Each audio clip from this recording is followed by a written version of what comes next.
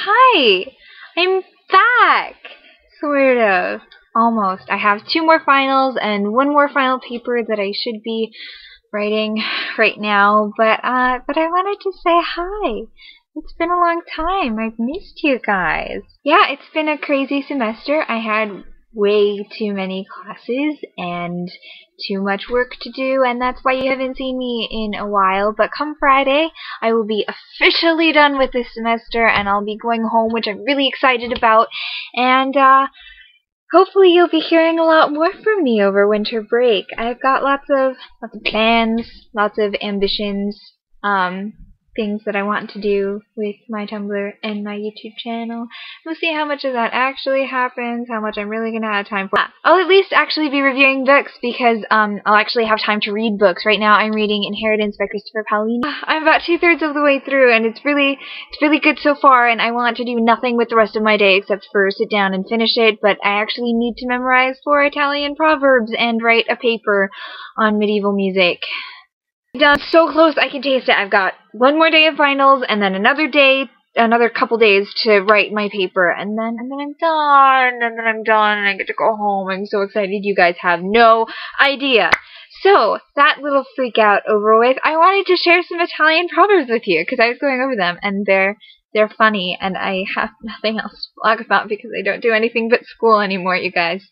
I'm in an Italian diction class right now because I'm a singer, and so we have to take classes that are diction for singers. It doesn't really matter if we can speak a language, we just need to be able to sing in it. Which, I know that probably sounds weird, but trust me, it makes sense. So I've been learning lately how to sound Italian. So I'm just going to kind of go through the list here of proverbs because they're really funny. Italians are funny, you guys. Con le mani di un altro è facile toccare il fuoco.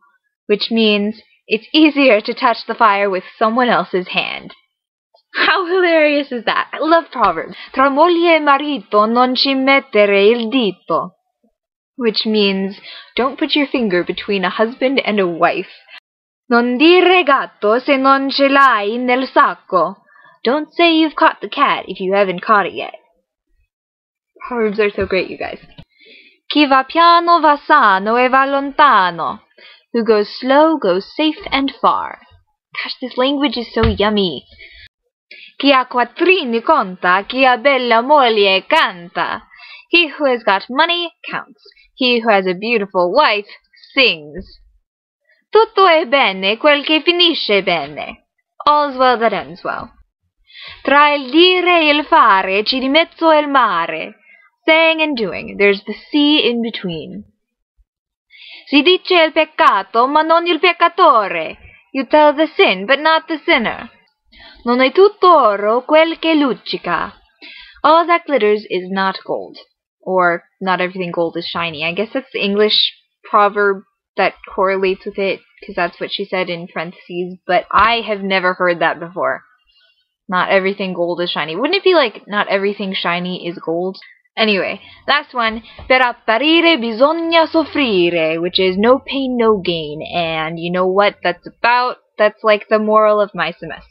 So, yeah, this is kind of an apology and also like a hi, I'm back, which is really exciting, you guys. I'm very relieved to be done with this semester, so you can expect to see me a lot more, for better or for worse.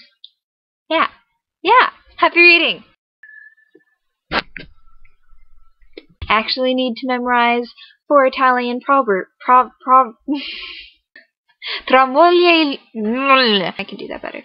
Chi ben comincia e... Chi ben comincia e alla Chi ben Well, I'm not going to use this one for my final.